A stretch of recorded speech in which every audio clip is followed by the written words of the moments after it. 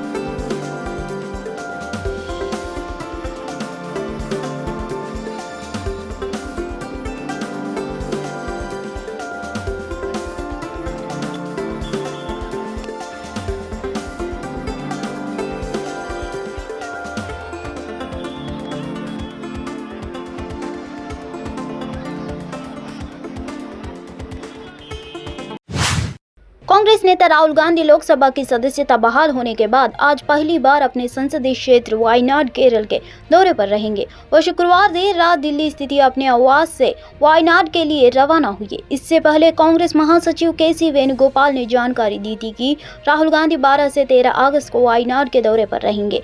केरल कांग्रेस के कार्यकारी अध्यक्ष वीटी सिद्दीकी ने बताया कि वायनाड पहुंचने पर राहुल गांधी का गर्मजोशी से स्वागत करने की तैयारी की गई है। इसी हफ्ते की शुरुआत में लोकसभा सचिवालय से अधिसूचना जारी होने के बाद राहुल गांधी की संसदीय बहाल हुई है।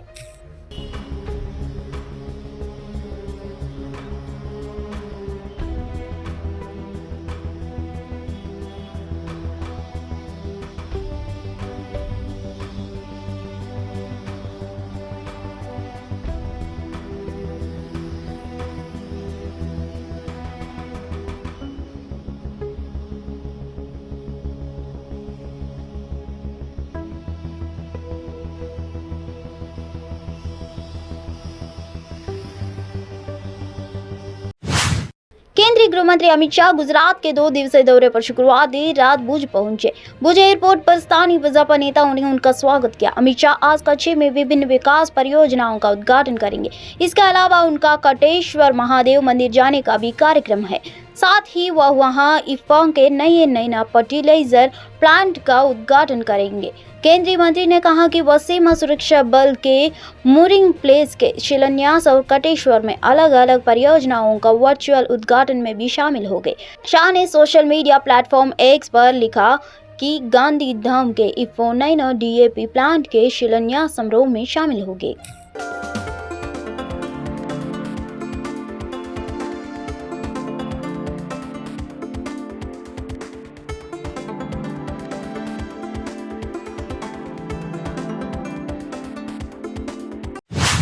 बेंगलुरु में बीबीएमपी बेंगलुरु महानगर पालिका कार्यालय के परिसर में आग लगने की घटना के बाद कर्नाटक में मुख्यमंत्री सिद्धारामैया और उप मुख्यमंत्री डीके शिवकुमार ने शुक्रवार को घायलों से मुलाकात किया और जांच के आदेश भी दिए हैं। सीएम और डिप्टी सीएम के साथ कैबिनेट मंत्री रामलिंगारेड्डी और अन्य लोग भी थे।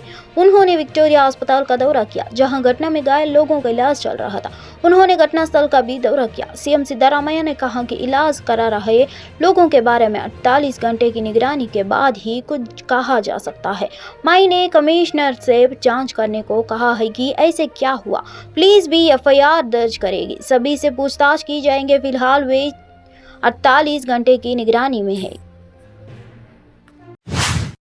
जैसे ही केंद्रीय गृह मंत्री अमित शाह ने संसद में औपनिवेशिक योग में आईपीसी, सीआरपीसी और भारतीय साक्ष्य अधिनियम को बदलने के लिए 3 विधेयक पेश किए।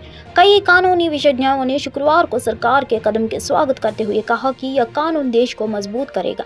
आपराधिक न्याय प्रणाली, क्योंकि 3 शताब्दी पुराने प्रमुख आपराधिक कानूनों में संशोधन की सख्त जरूरत है। ब्रिटिश काल के कानूनों को दंड के बजाय न्याय पर जोर देने का उद्देश्य से महत्वपूर्ण 3 विधेयक संसद का मानसून सत्र के आखिरी दिन लोकसभा में पेश किया जाए। भारतीय नागरिक सुरक्षा 2030, भारतीय न्याय संहिता 2030 और भारतीय साक्ष्य विधेयक 2030 शुक्रवार को संसद के निचले सदन में पेश किया गए। केंद्रीय गृह मंत्री शाह ने कहा कि विधेयकों को जांच के लिए स्थायी समिति के पास भेजा जा रहा है। The Indian Penal Code of 1860, the Criminal Procedure Code of 1973 and the Evidence Act of 1860. All these three laws deal with the criminal justice system. These are all archaic laws which were passed during the British period. From time to time, amendments have been made in these laws, but they were not sufficient and the criminal justice system in our country was suffering. With the amendments now made, repealing the old law and bringing the new law, updating them and changing the punishment prescribed under these laws will definitely help for the common man to get justice quickly and efficiently. Some of the major changes which I find is use of technology, summary procedure for small offences and community service for, in respect of small services will definitely reduce the kind of burden which we have on the prison system in the country. That will also be reduced. Only thing I hope is once these laws are passed, they are implemented in the spirit in which they are being enacted, because more important is the implementation of the law. I expect that the judiciary will implement the law in the same spirit in which the government is bringing amendments to these laws.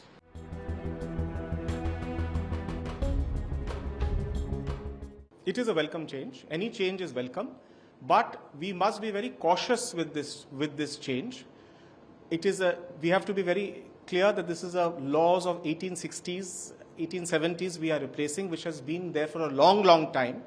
So therefore, I feel that these bills should be referred by Parliament to a select committee. There should be a wider dissemination, wider dialogue, wider discussion by the honourable members of Parliament, inviting also experts. Rajasthan के प्रकरण के विशेष बलों द्वारा एकीकृत अग्निशक्ति अभ्यास आयोजित किया गया। अभ्यास के दौरान MBT Arjun tank, T90 Bhishma tank, BMP tank और AALH रुद्र जैसी स्वदेश युद्ध मशीनों का प्रदर्शन किया गया था। एएनआई से बात करते हुए बीएमपी टैंक गनर ने बीएमपी टैंक की प्रमुख विशेषताओं के बारे में बताया। ये हमारे मैकेनाइज्ड इन्फेंट्री के अंदर BMP-2 सारथ दिया गया है, जो कि दुश्मन के anti tank weapons, anti tank को भी ये 4 किलोमीटर तक बर्बाद कर देता है। इसी के साथ सॉफ्ट स्किन व्हीकल, कोई टारगेट होगा या कोई पैदल सेना होगी तो उसको भी ये बर्बाद करने की काबिलियत रखता है। इसी के साथ ये हर समय, हर मौसम और हर एक ट्रेन के अंदर कोई किसी टाइप का भी इलाका हो, किसी टाइप का मौसम हो, उसके अंदर ये काम करने के लिए सक्षम है। इसके अंदर टोटल 10 आदमी काम करते हैं, ऑपरेट करते हैं इसको, जो एक ड्राइवर होता है, गनर होता है, एक ऑपरेटर होता है। इसके अलावा 7 आदमी और होते हैं जो इन्फेंट्री का रोल करते हैं। यानी ये इक्विपमेंट और ये पूरे जो आदमी है, जो जवान है, सब मिल जाते हैं तो ये स्किलिंग गन का काम करते हैं। यानी इनके सामने कोई भी रुक नहीं सकता है। ये पानी में भी तैर सकता है, डेजर्ट।